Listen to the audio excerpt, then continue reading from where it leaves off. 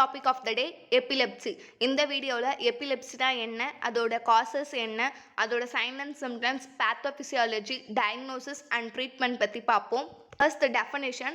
Epilepsy வேர்டோட meaning என்னன்னா, எப்பினா அப்பான், லெப்டஸ்னா சீசர்.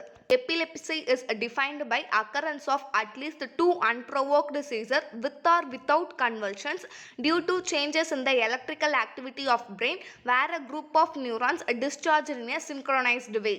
சீசர் ப்ளஸ் கன்வல்ஷன் ரெண்டும் சேர்ந்தது தான் வந்து எபிலெப்சி. சீசர்னால் வந்து டிஸ்டர்பன்ஸ் இன் கான்ஷியஸ்னஸ், அதாவது பிரெயினில் நடக்கிற அப்நார்மல் ஆக்டிவிட்டினால ஒரு டிஸ்டர்பன்ஸ் இன் கான்ஷியஸ்னஸை தான் வந்து சீசர் அப்படின்னு சொல்கிறாங்க. கன்வல்ஷன்னா ஒன்றும் இல்லை, அப்நார்மல் பாடி மூமெண்ட்ஸ், அதாவது ஹேண்ட் அண்ட் லெக்ஸில் வந்து ஜெர்க்கிங் மூமெண்ட்ஸ் இருக்கும்ல, கை கால்லாம் இழுத்துக்கிறது, இதுதான் வந்து கன்வல்ஷன் அப்படின்னு சொல்கிறாங்க. ஸோ நம்மளை சுற்றி என்ன நடக்குதுன்றது நமக்கே தெரியாது, அது கூட சேர்ந்து அப்நார்மல் பாடி மூமெண்ட்ஸும் இருக்கும் சில டைமில். இதுதான் வந்து எபிலெப்சி அப்படின்னு சொல்கிறாங்க. இதெல்லாம் ஏன் நடக்குது அப்படின்னா, பிரெயினில் நியூரோனல் ஆக்டிவிட்டி அதிகமாக இருக்கும், அந்த டைமில் வர கண்டிஷன் தான் வந்து எபிலெப்சி. இப்போது எட்டியாலஜி என்னன்னு சொல்லி பார்ப்போம். இன்ஹெரிட்டட் ஆர் ஜெனட்டிக் மூலியமாகவும் இது வரலாம். அக்வைர்டில் head injury, neuro surgery, cerebrovascular disease, infections like meningitis, influenza, toxoplasmosis, measles, mumps, syphilis, metabolic disorders like hypoglycaemia, hypokalaemia, intracranial neoplasm, birth injury, cerebral vessel thrombosis, alkalosis, bipolar disorder, இதனால் கூட வரலாம். கன்ஜெனிட்டியலாக inborn error மெட்டபாலிசமாக கூட இது இருக்கலாம். Withdrawal of ட்ரக்ஸ்னால கூட இது வரலாம். என்னென்ன ட்ரக்ஸ்னா ஆல்கஹால், பார்பிச்சுரேட்ஸ், பென்சோடையசிபின்ஸ், ஆன்டி எபிலெப்டிக்ஸ், இதனால கூட வரலாம். Drugs that induce seizure, anti diabetics, anti malarial, antibiotics, anti depression, anti psychotics, mood stabiliser, anaesthesia, antispastics, இதனால கூட வரலாம். 20 ஏஜுக்கு முன்னாடியே இது வந்து மோஸ்ட்டாக அக்கர் ஆகும் அப்படின்னு சொல்கிறாங்க. இப்போ கிளாசிஃபிகேஷன் ஆஃப் சீசர் பற்றி பார்ப்போம். என்னென்னா partial seizure, generalised seizure, unclassified seizure, status epilepticus எப்படின்னு சொல்லி 4 கிளாஸிஃபை பண்ணுறாங்க. பார்ஷியல் சீசரில் 3 சப்டைப் இருக்குது. ஒன்று சிம்பிள் சீசர், இன்னொன்று காம்ப்ளெக்ஸ் சீசர், இன்னொன்று generalised secondary seizure. First partial சீசர்னால் என்ன அப்படின்னா, நம்ம பிரெயினை 2ஆக டிவைட் பண்ணாக்க 2 ஹெமிஸ்பியராக இருக்கும்ல, ஒன்று ரைட் ஹெமிஸ்பியர், இன்னொன்று லெஃப்ட் ஹெமிஸ்பியர். இதில் ஏதோ ஒரு ஹெமிஸ்பியரில் மட்டும் நியூரோனல் ஆக்டிவிட்டி அதிகமாக இருக்கும், அதை தான் வந்து பார்ஷியல் சீசர் அப்படின்னு சொல்கிறாங்க. First simple seizure. சிம்பிள் சீசரில் வந்து வித்தவுட் இம்பேர்மெண்ட் ஆஃப் கான்ஷியஸ்னஸ் இருக்கும், அதாவது நம்ம கான்ஷியஸ்னஸ் வந்து எந்த வகையிலையும் பாதிக்காது, நம்மளோட கான்ஷியஸ்னஸ் வந்து ரொம்ப ஆக்டிவாகவே இருக்கும். அப்புறம் காம்ப்ளெக்ஸ் சீசர். காம்ப்ளெக்ஸ் சீசரில் வந்து கான்ஷியஸ்னஸ் கம்ப்ளீட்டாக லாஸ் ஆகிடும், அப்படி இல்லைன்னா இம்பேர்மெண்ட் ஆகி இருக்கும். ஒரு சில சம்பவங்கள் மட்டும் ஞாபகம் இருக்கும், ஒரு சிலது ஞாபகம் இருக்காது. அப்புறம் செகண்டரி ஜென்ரலைஸ்டு சீசர் அப்படின்னா வந்து ஃபஸ்ட்டு பார்ஷியல் சீசராக தான் இது வந்து எவால்வ் ஆகும், அதுக்கப்புறம் இது வந்து படிப்படியாக ஜென்ரலைஸ்டு சீசராக மாறிடும். ஜென்ரலைஸ்டு சீசர்னால் என்னன்னு பார்ப்போம். ஜென்ரலைஸ் சீசர்னால் வந்து 2 ஹெமிஸ்பியருமே அஃபெக்ட் ஆகிறது தான் வந்து ஜென்ரலைஸ் சீசர். பார்ஷியல் சீசர்னால் ஏதாவது ஒரு ஹெமிஸ்பியரில் மட்டும் அஃபெக்ட் ஆகும், ஜென்ரலைஸ் சீசர்னால் 2 ஹெமிஸ்பியருமே அஃபெக்ட் ஆகும். ஸோ முன்னாடி பார்த்தா இந்த செகண்டரி ஜென்ரலைஸ் சீசர் வந்து ஒரு ஹெமிஸ்பியரில் மட்டும் அஃபெக்ட் ஆகி ஸ்டார்ட் ஆகும், அப்புறம் கொஞ்ச நேரத்தில் 2 ஹெமிஸ்பியருமே வந்து அஃபெக்ட் ஆக ஆரம்பிச்சிடும். இப்போது ஜென்ரலைஸ் சீசரோட டைப்ஸ் பார்ப்போம். ஆப்சன்ட் சீசர்னா பேஷண்ட்க்கு சடனாக லாஸ் ஆஃப் கான்ஷியஸ்னஸ் ஆகிடும், பட் கொஞ்ச நேரத்துலேயே அவங்களோட கான்ஷியஸ்னஸ் வந்து திரும்ப வந்துடும். Next myoclonic seizure. Myoclonic seizure பார்க்குறதுக்கு முன்னாடி குளோனிக் சீசர்னால் என்னன்னு சொல்லி தெரிஞ்சுப்போம். குளோனிக் சீசர்னால் வந்து பேஷண்ட் கீழே விழுந்துருவாங்க, அவங்களுக்கே தெரியாமல் கீழே விழுந்து அவங்களோட கை கால்லாம் இழுத்துக்கிறது தான் வந்து குளோனிக் சீசரு. நெக்ஸ்ட்டு மயோக்ளோனிக் சீசர்னால், மயோனா மசில்ஸு, மசில்ஸில் வரக்கூடிய ஒரு குளோனிக் சீசரை தான் வந்து மயோக்ளோனிக் சீசர் அப்படின்னு சொல்கிறாங்க. இப்போ டோனிக் சீசர்னால் என்னென்னு பார்ப்போம். டோனிக் சீசர்னால் ரெஸ்டிங் டைமில் மசில் டோன் வந்து ஓரளவுக்கு கான்ட்ராக்ஷனில் இருக்கும், பட் இந்த டைப் ஆஃப் சீசர் பேஷண்ட்ஸ்க்கு வந்து மசில் டோன் அதிகமாகிடும், ஸோ மூமெண்ட் எதுவும் அவங்களால மேக் பண்ண முடியாது, அவங்க கீழே விழுந்துருவாங்க. எப்படி கீழே விழுவாங்க அப்படின்னா பேக்வேர்டில் தான் கீழே விழுவாங்க, ஏன்னா மசில் கான்ட்ராக்ட் ஆகிறதுனால அவங்களால ஃப்ரண்ட்டில் போக முடியாமல் பேக்வேர்டில் அவங்க கீழே விழுந்துருவாங்க. இந்த டைமில் அவங்களுக்கு வந்து கான்ஷியஸ்னஸும் இருக்காது. Next tonic clonic seizure. Tonic clonic சீசர்னால் வந்து 2 டைப் ஆஃப் சீசருமே அவங்களுக்கு வந்து நடக்கும். பேஷண்ட் வந்து ஃபஸ்ட்டு அன்கான்ஷியஸ் ஆகி கீழே விழுந்துருவாங்க, அதுக்கப்புறம் குளோனிக் சீசர் ஸ்டார்ட் ஆகும். Next atonic Caesar.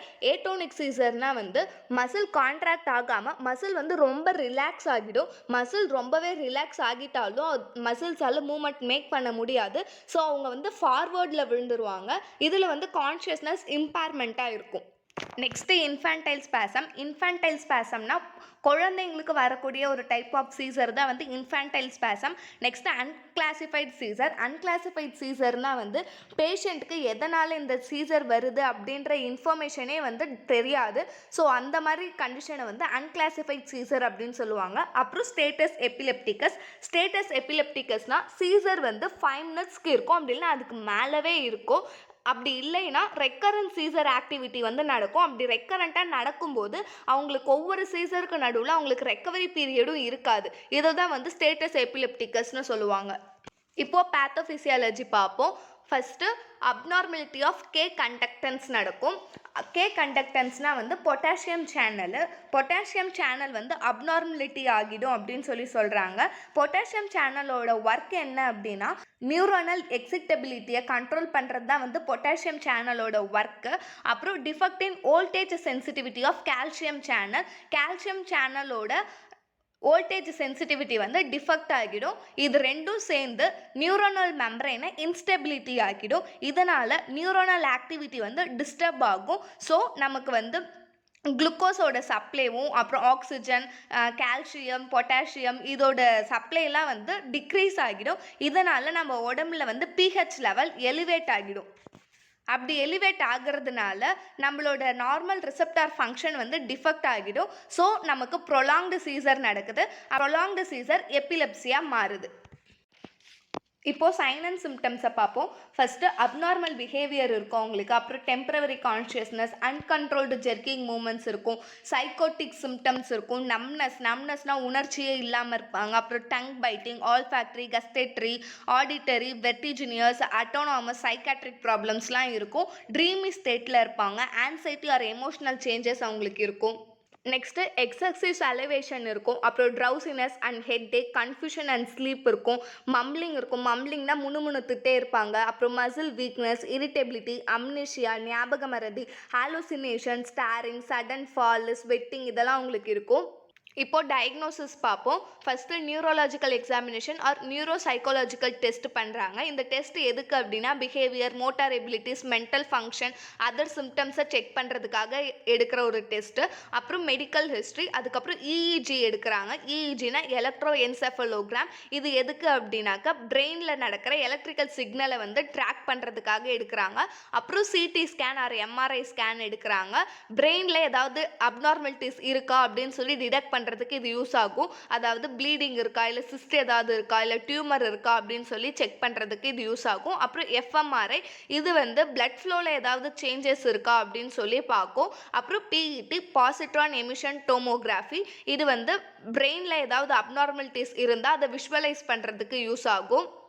Next single photon emission computer tomography, இது எதுக்கு யூஸ் பண்ணுறாங்கன்னா CT scan and MRI scan வந்து சீசர் எந்த இடத்துல ஆரிஜினேட் ஆகுதுன்றதை பின் பாயிண்ட் பண்ணலை அப்படின்னா அந்த டைமில் இதை யூஸ் பண்ணுவாங்க. Next subtraction lethal single photon emission computer tomography, இது எதுக்கு அப்படின்னாக்கா single photon emission computer tomography டெஸ்ட்டை வந்து இன்னும் மோர் டீட்டெயில்டு ஃபார்மில் இந்த டெஸ்ட்டில் பார்க்கலாம். அப்புறம் ஜெனட்டிக் டெஸ்டிங் எடுப்பாங்க.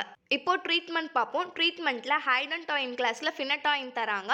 ஃபினட்டாயின் initial டோஸில் 3 to 5 mg per kg தராங்க. மேக்ஸிமமாக 500 to 600 mg தருவாங்க. இம்யூனோஸ்டில்பன்ஸில் கார்போமெசிபைன் தராங்க. இனிஷியல் டோஸில் 400 mg per day தருவாங்க. மேக்ஸிமமாக 400 to 2400 mg வரைக்கும் தருவாங்க. அப்புறம் ஆக்ஸ் கார்போமெசிபைன், இது வந்து initial டோஸில் 300 to 600 mg per day தருவாங்க. மேக்ஸிமமாக 2400 to 3000 mg per day தருவாங்க. அப்புறம் அலிஃபாட்டிக் கார்பாக்சிலிக் ஆசிட்ல வால்போரிக் ஆசிட் தராங்க.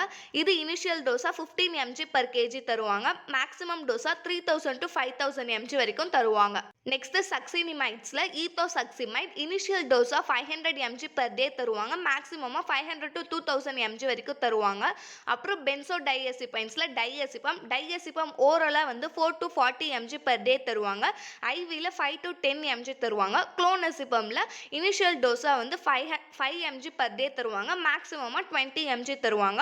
பார்பிச்சுரேட்ஸில் ஃபீனோபார்பிட்டால் வந்து இனிஷியல் டோஸாக 1 to 3 mg per kg per day தருவாங்க. மேக்ஸிமமாக 180 to 300 mg தருவாங்க. சைக்ளிக் காபா அனலாக்ஸில் காபா பென்டேன் இதுக்கு இனிஷியல் டோஸாக வந்து 300 to 900 mg பர் டே தருவாங்க. மேக்ஸிமமாக 4800 mg தருவாங்க. இந்த மாதிரி நிறைய மெடிக்கல் ரிலேட்டட் வீடியோஸ்க்கு மெட் மெசஞ்சர் சேனலை சப்ஸ்கிரைப் பண்ணிக்கோங்க. தேங்க்யூ.